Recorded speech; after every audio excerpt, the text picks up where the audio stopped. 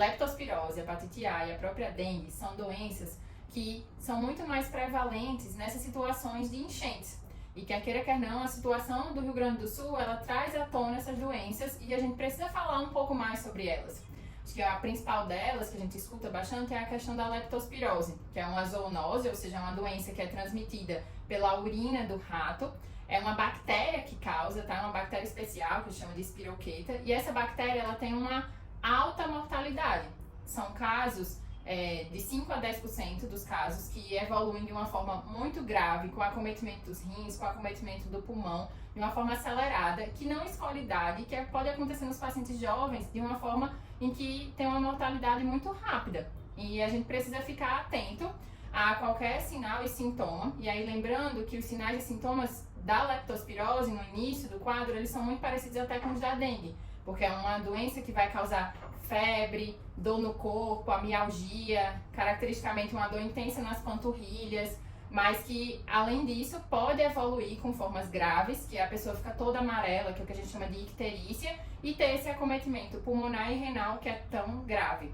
Então, assim, a gente precisa ficar alerta. Pessoas que desenvolvam quadros febris precisam procurar assistência à saúde, tá? E a gente tem a questão da própria prevenção. A gente sabe que nessa situação de catástrofe das enchentes, as pessoas vão ter o contato com a água contaminada, que infelizmente até mesmo a água potável não está tão potável porque as bombas estão contaminadas. Então o próprio Ministério da Saúde, ele recomenda a profilaxia, ou seja, você usar uma medicação para prevenir a infecção da leptospirose em 3 situações principalmente. Num tempo de exposição prolongado, tá? Nas pessoas, nos socorristas que estão tendo contato frequente com essa água contaminada, principalmente sem o uso de equipamentos de proteção individual, os EPIs adequados, e nas pessoas que ficaram submersas à água ou que tiveram contato com a água e estão com alguma lesão no corpo, algum corte contuso, que propicia a entrada dessa bactéria no nosso organismo. Então, as pessoas que entram nesses grupos, elas devem receber medicação. Uma das medicações que a gente utiliza é a doxiciclina, um antibiótico, como forma de prevenir a infecção.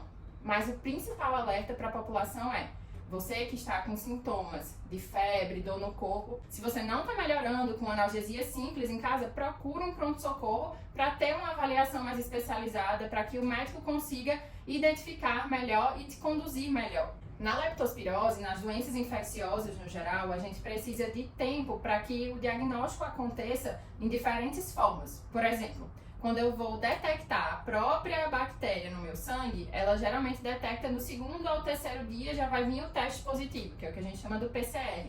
Já a sorologia, que é a minha imunidade contra esse micro-organismo, demora mais uns dias. Então eu posso ter, inclusive, realizado o teste para dengue, para leptospirose, para hepatite, ter dado a sorologia negativa, mas estar com a doença. Então, assim, na dengue não tem um tratamento específico, principalmente o que a gente sempre orienta: utilizar analgesia, dipirona ou paracetamol, evitar AS, né, evitar medicações que afinam o sangue, porque a dengue tem esse componente hemorrágico, assim como a leptospirose também pode ter, porque o acometimento grave da leptospirose é de uma hemorragia, de um sangramento em todo o pulmão.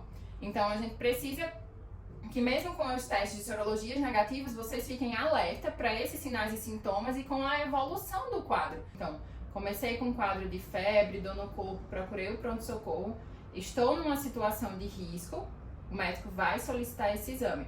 A probabilidade desse exame vir negativo, se for dentro dos 3 primeiros dias, é muito alta, porque a sorologia, ela é geralmente positiva só no 10º dia do quadro. Então, a recomendação é que eu repita essa sorologia 7 a 14 dias depois desse primeiro exame, para poder ter mais acurácia desse diagnóstico. E aí, é isso que é o mais importante para vocês, pacientes. Vocês precisam se conscientizar que pode ter vindo um primeiro teste negativo, assim como, lembrem a história do Covid, a gente fazia um teste, dava negativo, depois de um tempo dava positivo, por causa dessa questão da nossa imunidade ser formada e eu detectar a sorologia e repetir essa sorologia depois. Então, não é simplesmente se ausentar desse diagnóstico, é ficar com ele com uma carta na manga, vamos dizer assim, e não esquecer que pode ser ainda leptospirose, ficar alerta para o tratamento se você teve essa exposição às enchentes, às águas de chuva.